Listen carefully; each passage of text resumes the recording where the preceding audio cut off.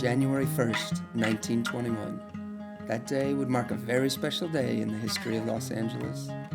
That's when its new playground opened, the Ambassador Hotel.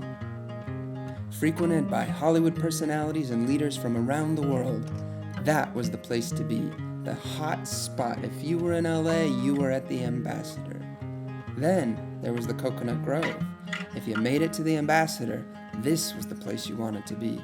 This place helped launch the careers of Frank Sinatra, Judy Garland, Barbra Streisand, just to name a few. The Ambassador Hotel was one of the defining historic sites in Los Angeles, truly. It opened on New Year's Day, 1921. It was the catalyst for the development of Wilshire Boulevard. When the Ambassador was built, Wilshire Boulevard was a dirt road surrounded by bean and barley fields. It was suburban West LA. And it was one of the first luxury resort hotels to espouse the California lifestyle. It was host to every U.S. president from Hoover to Nixon. It was site of, obviously, the world-famous Coconut Grove, which was LA's premier night spot for decades and launched the careers and saw performances by every big star. It was a pioneer in desegregation. It was one of the first nightclubs to hire African-American performers such as Harry Belafonte.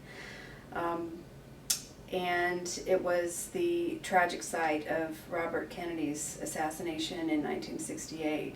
So it's a lot more than just a nightclub.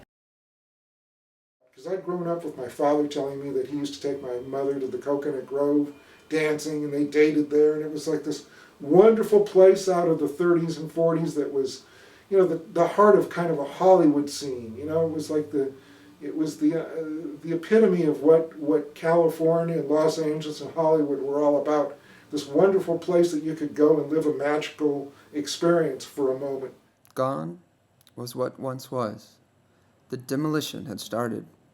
Now, it was more about what would be. It's erased. It's just erased. And it's very creepy to have it just there and then gone. It broke my heart, It's just, it matters that these things stand and that they're part of the community. They're part of who we are, and when you demolish a historic building, you lose part of yourself.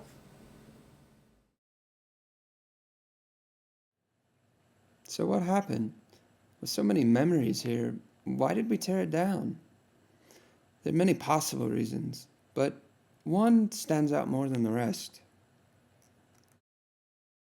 And I jumped up on the podium and got under this curtain, and there was a long alleyway that went down. It was very, very dark, and then it went in, you could see a door opened, and I started running, and I don't know who I ran by, probably ran right by Ethel Kennedy and the rest of the entourage, because at that moment I was bound and ready to get up to him no matter what it took.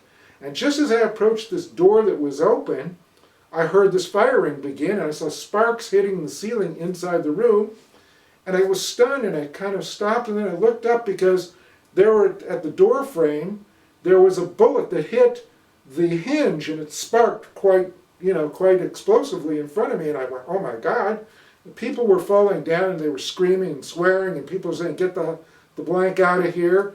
And I was stunned for a moment, then I ran back into the embassy room, and it was totally quiet. It was like nothing had transpired whatsoever.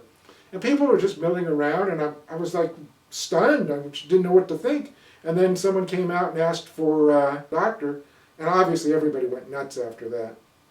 It broke my heart. I can't drive by it. I have to, go out of my way to avoid it because I can't see the site. It makes me too sad. And a lot of other people have the same reaction. They tell me I have changed my driving patterns because I can't go by the site. For many years, I couldn't even go by. I wouldn't even drive down Wilshire Boulevard because I didn't want to look at it because it was so traumatic just to see the place.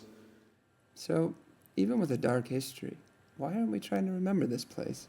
Taste is cyclical, and people, different styles come in and out of favor, and development pressures being what they are, people think, that old is not as good and new is better, and there's always something better around the corner, and it takes people to kind of give them a reality check sometimes and say, no, this matters. It's worth saving. It's tangible history. It's part of our community. It's part and parcel of who we are, and it's not disposable. It was a place that had so many different meanings for so many different people. I think it was Max Kennedy, one of his younger sons, who said, you know, I'm just as happy to see the damn place destroyed because it brings back such terrible memories. And on the one hand, yeah, you know, it's sad to see an old edifice that was so remarkable and had so many wonderful memories for so many people, you know, wiped out. But on the other hand, if they're building a high school there and they're going to dedicate it to Robert Kennedy, I can live with that. I think that's a great idea. And the demolition of the Ambassador is another collective memory. It's a new one that, you know, is layered on previous memories for people who worked at the hotel or had memorable events there. Now they have this memory on top of everything.